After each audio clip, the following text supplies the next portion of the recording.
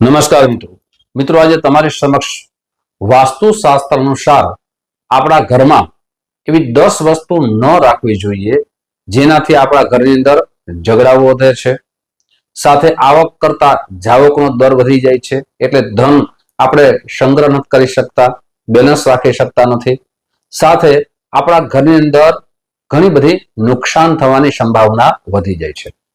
આ 10 વસ્તુ કઈ છે અને એ ખૂબ કાળજી લેવાની જરૂર પડે। સૌથી પહેલા આપણા ઘરની અંદર જે અરીસો કહીએ એ અરીસો ભાંગેલો હોય અથવા તૂટેલો હોય તો આવો અરીસો આપણા ઘરમાં ન રાખવો જોઈએ। અથવા કાચના કોઈ પણ વાસણ જે તૂટી ગયેલા હોય, ભાંગી ગયેલા હોય, આવા કોઈ પણ પ્રકારના કાચના વાસણ આપણા ઘરમાં ન રાખવા જોઈએ, જેનાથી ધન વધારે આપણા ઘરમાં જાવકનો દર વધી જાય। બીજું છે કે આપણા ઘરની અંદર નળ છે, કોઈ પણ નળ છે જે ટપકતા હોય, પાણી ધીરે ધીરેમાં બંધ ન થતા હોય, આવા નળને રિપેર કરાવવા જોઈએ। ખાસ કરીને પછી બાથરૂમ નળ હોય અથવા આપણે કપડાં ધોવાનો નળ હોય, વાસણ ધોવાનો નળ હોય, એમાં કોઈ પણ જગ્યાએ એ નળમાંથી જરા પણ પાણી ન પડવું જોઈએ, એને રિપેરિંગ અવશ્ય કરાવવો જોઈએ। આ પણ એક વાસ્તુશાસ્ત્ર અનુસાર નિયમ છે।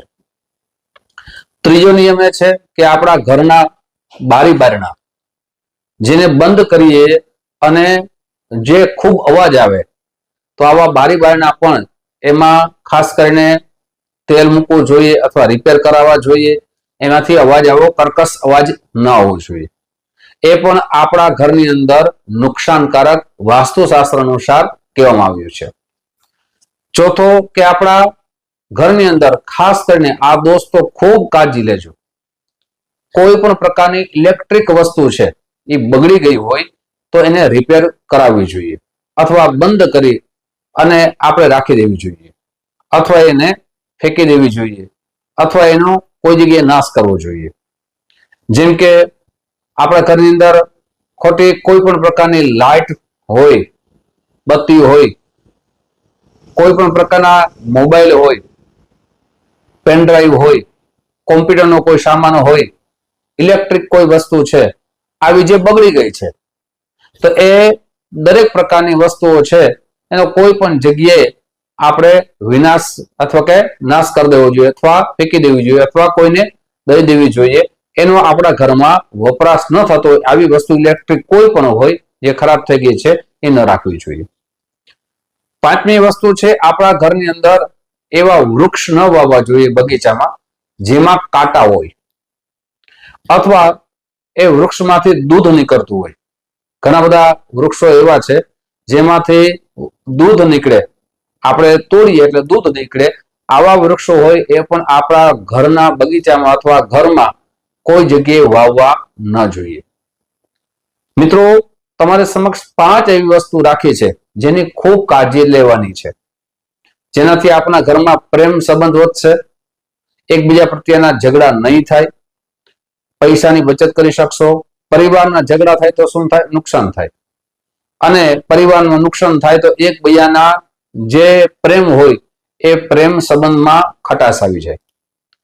હજી 5 વસ્તુ તમારા સમક્ષ હું રાખવા જવા ન છું, પણ તે પહેલા એક નમ્ર પ્રાર્થના છે, મારા નવા મિત્રો આ વિડીયો જોઈ રહ્યા છો, મિત્રો આ વિડીયો તમને ગમે તો જરૂર ને જરૂર લાઈક કરજો, તમારા મિત્રોમાં શેર કરજો, સાથે મિત્રો આ વિડીયોના માધ્યમથી તમારા ઘરમાં જેટલો પણ સુધારો થાય અવશ્ય કરજો, જેનાથી વાસ્તુશાસ્ત્ર અનુસાર દરેક નિયમનું પાલન થાય, તમારા ઘરની અંદર ખૂબ જ માંગલિક પ્રસંગો આવે, ધનની બચત થાય, એકબીજા પ્રત્યેનો પ્રેમ સંબંધ વધે અને જીવનની દરેક બાબતમાં આપને આનંદ મળે। સાથે મિત્રો ઘણા બધા મિત્રોના અમને કોલ આવે છે કે શાસ્ત્રીજી અમારે જન્મકુંડળી બતાવી છે, શું પદ્ધતિ છે? ઘણા બધા વિડીયોમાં હું કહી ચૂક્યો છું કે મારી ઓફિસ જામનગરમાં છે, આપ જામનગરથી ખૂબ દૂર રહેતા હો તો તેના માટે ઓનલાઈનની વ્યવસ્થા રાખી છે, જેમાં આપનું નામ, જન્મ તારીખ, જન્મ સમય, જન્મ સ્થળ આ બધી વસ્તુ મોકલી આપશો એટલે આપને કુંડળી બનાવી પીડીએફ કરી તમારી કુંડળીને અનુસાર આપને શાસ્ત્રોક્ત ઉપાય બતાવવામાં આવશે, આપને સરળ ઉપાય બતાવવામાં આવશે। સાથે મિત્રો આપની જન્મ તારીખ ન હોય, જન્મ સમય ન હોય તો મિત્રો જન્મ કુંડળી બનતી નથી. તો ફોન કરીને રૂબરૂ આવવાનું રહેશે. જ્યોતિષ જોવાનો સમય, એપોઇન્ટમેન્ટ લેવાનો સમય સવારે 10 વાગ્યાથી લઈ અને બપોરના 1 વાગ્યા સુધી છે, સાંજે 5 વાગ્યાથી લઈ અને રાત્રે 9 વાગ્યા સુધી છે. ખાસ કરીને મિત્રો કોલ કરીને જવું, જેનાથી આપને સમય બરાબર રીતે પ્રાપ્ત થઈ શકે. આપના જીવનની સમસ્યાના શાસ્ત્રોક્ત સરળ ઉપાય આપણે બતાવી શકીએ. મિત્રો, જે માધ્યમથી આપ જોતા હો, યુટ્યુબના માધ્યમથી આ વિડીયો જોતા હો તો મારા ચેનલને સબસ્ક્રાઇબ કરી લેજો. ફેસબુકના માધ્યમથી વિડીયો જોતા હો તો મારા પેજને ફોલો કરી લેજો, જેનાથી આવી સુંદર માહિતી આપને પણ પ્રાપ્ત થઈ શકે. મિત્રો, હવે છઠ્ઠી વસ્તુની વાત કરીએ કે આપણા ઘરની અંદર ખૂબ જ મંદિર છે એ પણ સ્વચ્છ રાખવું જોઈએ.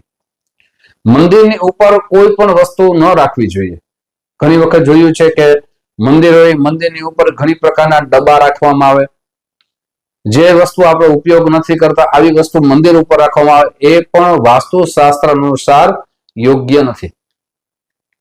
સાથે મિત્રો મંદિરને પણ સ્વચ્છ રાખવું જોઈએ અને ઘરને પણ સ્વચ્છ રાખવું જોઈએ. જેનું ઘર સ્વચ્છ હોય, જેનું મંદિર સ્વચ્છ હોય એના ઘરમાં લક્ષ્મી આવે છે. સ્વચ્છતા કોને નથી ગમતી? સ્વચ્છતા તો બધાને ગમે છે, એમાં તો દેવતાઓને તો ખૂબ ગમે છે. એટલે જેટલું બની શકે એટલું મંદિરને સ્વચ્છ રાખવું જોઈએ. મંદિરની અંદર કોઈ પણ પ્રકારનો કચરો ન કરવો જોઈએ. આપણે સવારે પૂજા કરીએ તો સાંજે દરેક ફૂલ છે, ચોખા છે, આ બધું સુંદર મજાનું સાફ રાખવું જોઈએ. સાંજે ના કરી શકો તો સવારે તો વ્યવસ્થિત સાફ કરીને પાછા ભગવાનને બેસાડવા જોઈએ. ભગવાનનું બેસવાના જે આસનો છે એ પણ સ્વચ્છ રાખવા જોઈએ. અગરબત્તીનો જે ધુવાળો છે, અગરબત્તીનો ધૂપ છે એ પણ ભગવાન ઉપર ન પડે એની કાળજી લેવી જોઈએ.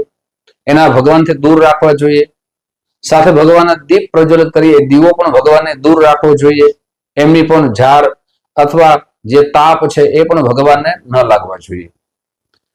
સાથે મિત્રો ઘણી જગ્યાએ એ પણ જોવામાં આવ્યું છે કે ભગવાનને 3-3, 4-4, 5-5 માસ ભગવાનને નવડાવતા જ નથી.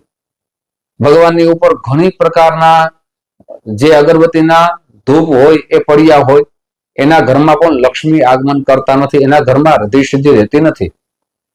એના ઘરની અંદર ભગવાન જે સ્વચ્છતા છે, ભગવાનની જે સેવા છે એ ભગવાનના આશીર્વાદ થકી જ આપણા ઘરની અંદર દરેક પ્રકારની સુખ સમૃદ્ધિની પ્રાપ્તિ થાય છે.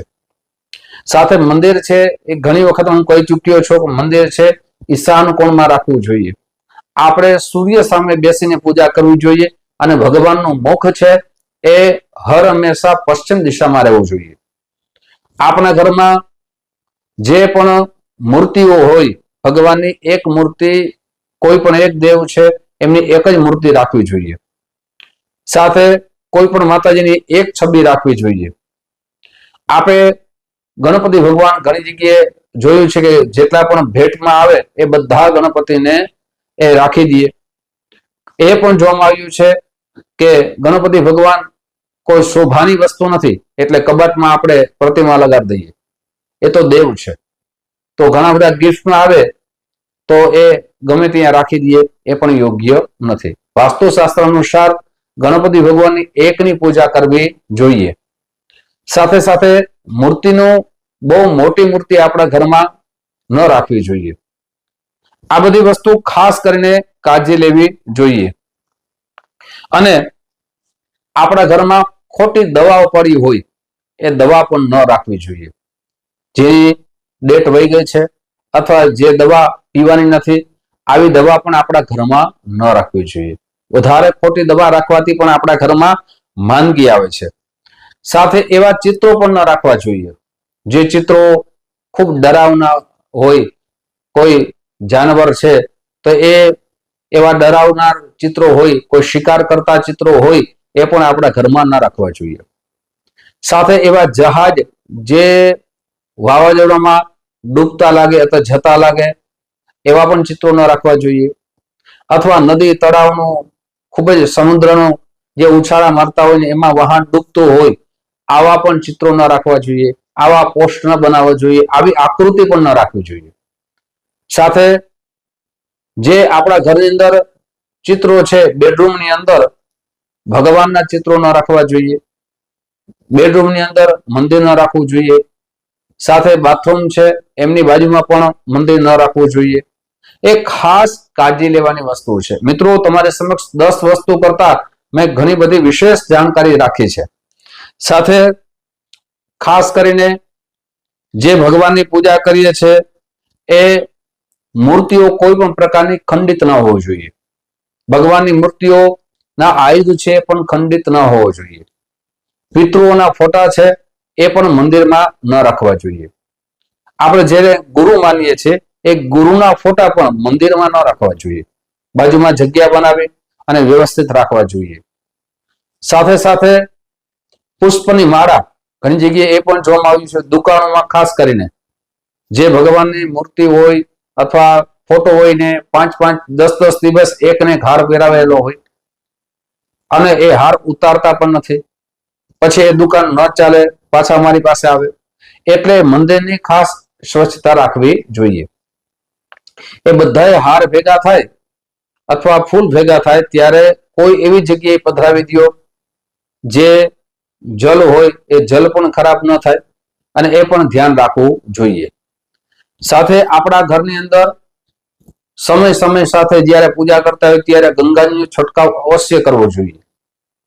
પૂજા કરતી વખતે એક માળા હોવી જોઈએ, પૂજા કરતી વખતે એક આસન હોવું જોઈએ અને જે ભગવાનનું આપણે ધ્યાન કરીએ છીએ એ ભગવાનનું ધ્યાન કરતા પહેલા આમ તો શાસ્ત્ર કહે છે 5 દેવની પૂજા કરવી જોઈએ, જેમાં ભગવાન ગણપતિ મહારાજ છે, આપના ગુરુદેવી નવદુર્ગાનું સ્વરૂપ જે સ્વરૂપે આપ પૂજા કરતા હોય તે, સાથે વિષ્ણુ ભગવાનના કોઈ પણ સ્વરૂપની પૂજા કરતા હોય વિષ્ણુ ભગવાનનું એક સ્વરૂપ એટલે 3 થયા, શંકર ભગવાન અને 5મા છે સૂર્ય ભગવાન.